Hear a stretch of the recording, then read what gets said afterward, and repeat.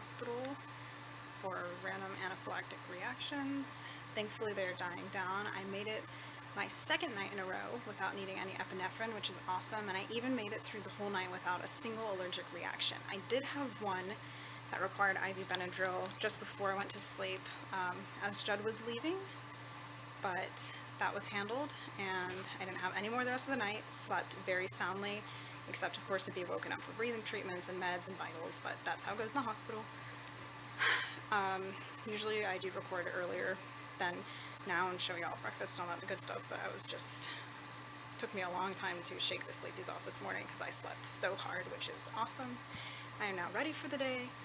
Had my first breathing treatment and meds. Now I'm going to make some calls to the many specialists I need to see upon my discharge, which we still don't know which day I'm getting out of here. Maybe today, maybe tomorrow. Hopefully sooner rather than later. But that all depends on if I have another reaction and whatnot, and when the doctors feel I'm safe to go home. So now I'm going to go make those phone calls. So one of my issues is that I cannot drive more than 25 minutes at a time, but the specialists I need to see, one is the new allergist located in Tampa, which is about an hour away from us. One is my POTS doctor, who's in Clearwater, about an hour and 15 minutes away. Then I need to see a new neurologist to look into small fiber neuropathy because of my terrible muscular problems I've had since I was a baby that no one's been able to figure out. And I know I have bigger issues right now, but I want to get it looked at. And she's an hour and a half away. And then I have to see a ENT. Thankfully he's local and I don't need a ride to that because he'll be within my 25-minute driving radius, to look at my vocal cords just to make sure that my vocal cords aren't causing any extra issues with my anaphylactic reactions. So because I can't drive, I have to rely on friends, and Judd used to take me, but if he misses any more hours from the law enforcement academy, he has to repeat it. And he graduates very soon, March 1st, my birthday. I'll be 21. So we're not going to let him repeat, you know. He's worked really hard, and so I'm trying to rely on friends, but you know, we just moved to the Tampa Bay area last June. Most of our support's over in Orlando, so just trying our best to work around this conundrum, because I gotta see my doctors, but I gotta get there safely, obviously. So just sorted out all those doctor's appointments. I have an amazing friend here locally who is going to take me, and I managed to fit 3 of my important appointments that are far away, like over an hour away, on the same day. So that's going to be an exhausting day. I got, let's see, I got my calendar here. Not this week or next week, but the week after on the 13th, I've got the neurologist to look into small fiber neuropathy, then the new allergist in Tampa, then my POTS doctor. I do have my POTS doctor on Wednesday in 2 days, but if I'm not feeling well enough to make the trip, or I'm not out of here yet, then at least I have him scheduled that as a backup on the 13th. On the 3rd, I see my pulmonologist, which is a doctor for your lungs, and on the 10th, that weekend, so not this weekend but next weekend, Judd has drill. I'm going to go to Orlando with him. Hopefully I'm stable enough health-wise to do that, because I made an appointment with a geneticist and a special doctor in Gainesville, and my friends in Orlando are going to take me while Judd's at drill on the 10th to see him, because hopefully he can help connect some of my rare disorders, that my Ehlers-Danlos syndrome is a genetic disorder, and can help me piece together some issues that have been going on there. So I already have, let's see, 1, 2, 3, 4, 5, 6, 7, 8 specialist appointments, not including my occupational therapy, which I do every Monday for my autism, which, by the way, I haven't been able to go to because of being in the hospital, but hopefully I can start that back up, because that's where we work on my social skills and recognizing facial expressions and other issues that I have stemming from my autism. So lots going on. Now I'm going to call the school and start the process to medically withdraw from this semester, which is kind of a bummer, but it's got to be done. Got to put my health first. It's breathing treatment number 2 of the cromulin. My body's getting better at accepting it. Apparently my mast cells reject this mast cell stabilizer at first, which is normal, but they put a bronchodilator in here, which is albuterol, to help me accept it better. And the treatments have progressively gotten a lot easier to take. Got my breathing treatment done. Now lunch is here. Yum. I'm going home. The doctor came in and told me I made it through the whole night without a reaction. My last one was 8:30 p.m. last night, and it was controlled with IV Benadryl. So I'm getting discharged today. Get to go home when Judd gets off the academy to pick me up. Good news. I'm going to continue with my H1 and H2, the antihistamine blockers, my 4 to 6 week oral steroid taper, my countless breathing treatments, Singulair, Symbicort, different things like that, and then Zoller shots in February. I have follow-ups with an allergist, a new neurologist, my POTS doctor, my pulmonologist, and a new geneticist in Gainesville who can help with my EDS and all my other complicated conditions that go along with that.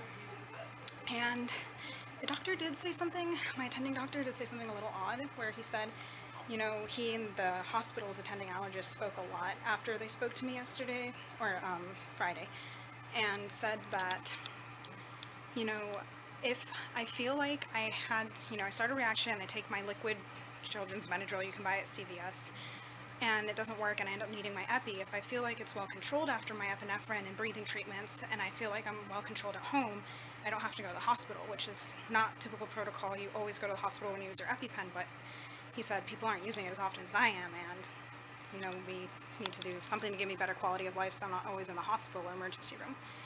I spoke to Judd about that. Judd is not comfortable with that because I can get really bad real quick, but we will see. Doctor said if I end up needing 2 EpiPens, definitely come to the ER, but he said if we feel comfortable, like we've managed it with 1 epi and I'm okay, and I'm not hypoxic, meaning my oxygen levels are low, then it's okay to stay home. Obviously call my doctor, but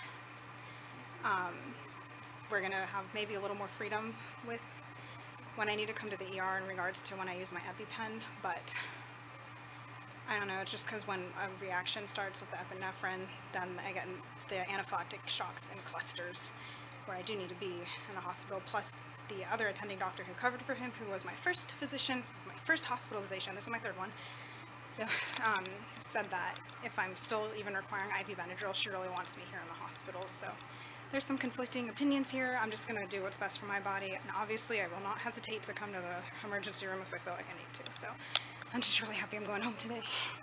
Oh, unfortunately I had another allergic reaction, but it was minor, controlled with 1 dose of IV Benadryl, and I just took a nap for about, I think, an hour or 2. As of right now, I believe I'm still going home. The thing is, these reactions are just going to keep occurring, and they can't keep me here forever, I guess. I'm not entirely sure. This is where, like, the whole gamble comes. I know my reactions are not going into anaphylaxis anymore. The clusters have calmed down of the anaphylactic episodes, and now the reactions are further apart, but they still occur and require IV Benadryl. What happens when I go home? Because I don't have IV Benadryl, and that's why some of my doctors have brought up getting it for home use. Since I do on my own port care, which is this, I can give it to myself, but then we'd have to leave my port access 24/7, which increases infection risk. But then the argument is, if I don't have IV Benadryl at home, I'm more likely to be in the hospital where it has to be accessed 24/7 anyways, because you need access to a vein like a peripheral IV, but I prefer to use my port in the hospital. So anyways, the doctor in charge of my port is my POTS doctor, and I see him not tomorrow but the day after. If I can make it there, please let me make it there. I've been trying to see him for a month, but I can't because I kept ending up in the hospital. So anyways, I'm going to ask him about that possibility, but again, I'm hoping the cromulin and Zoller shots will work and this Benadryl can be used as a very last resort, because the other thing is, one doctor said if I use the IV Benadryl, I'm lessening my window of opportunity to get to the ER for medical treatment, and things could get really bad at home, and I didn't get to the ER quick enough for treatment. Judd's very adamant that, like, as soon as a reaction starts and I need my epi, we go to the ER, even though one doctor told me here, if we feel like we can maintain it at home with my EpiPen, breathing treatments and everything, and I feel fine, okay afterwards, then we don't have to come in. It's all kind of like this huge gamble. Our main goal is to get me stabilized enough to see that doctor, the new allergist, on the 13th with Tampa General Hospital, USF, like that clinic up there, the Allergic clinic. And the receptionist did say that the doctor I'm seeing has experience with mast cell, but we will see. So that's what's happening now. Judd will be here in about 30 minutes to an hour, and as of right now I'm still going home, but it is a little scary because we don't have the preventative of IV Benadryl at home. I have liquid Benadryl to take under reaction, my breathing treatments, and my usual medications. So God is with me, and obviously I can come back to the hospital in an emergency, but our goal is to stay out of the hospital. Chud just got here to bust me out. Yeah. Actually, discharge actually takes a while, so don't jump early. Harlow's not here just because it's on discharge day. There's so much to do and carry out of here. Plus, we're not staying, so she's just chilling at home, waiting happily to welcome me back. I'm excited to see her. So I'm still going home. They're just getting some heparin to flush my port so they can de-access it. And we even got to have cake one last time before we got out of here. I'm free and out of the hospital again. That was my 23rd day. I mean, granted, first hospitalization was 9 days, then I was out for 8 days, then I was back in for 8 days, then out for like, I think 4, and then back in for 6. But now I'm out. We are free. Hopefully we'll stay that way. Still some uncertainties like what's gonna happen next reaction. We don't have IV Benadryl to stop it from escalating, but we do have other medicines like liquid Benadryl, nebulizer treatments, new treatments like cromulin. We're gonna start Xolair shots in February. I am equipped with EpiPens, and we are just gonna handle this as best we can. I have a bunch of new doctors I'm seeing, a new allergist in 2 weeks, so I know God is watching over me. I've got my amazing support system right here, and Harlow's at home waiting for me, and I got Ellie. And this is a VOG mask. It's supposed to filter out allergens. My attending allergist at the hospital said it was worth a try because it could hurt. And that's it. I'm ready to go home. Thank you everyone for joining us on our adventures. I hope this has shown you what it means to live with a chronic illness. I am so about spreading awareness and bringing people with chronic illness together, letting y'all you're not alone. And that is my main goal, and I also really appreciate all the support y'all give us. So thank you again. That is it for today. I hope y'all have a good night, and I will see y'all tomorrow.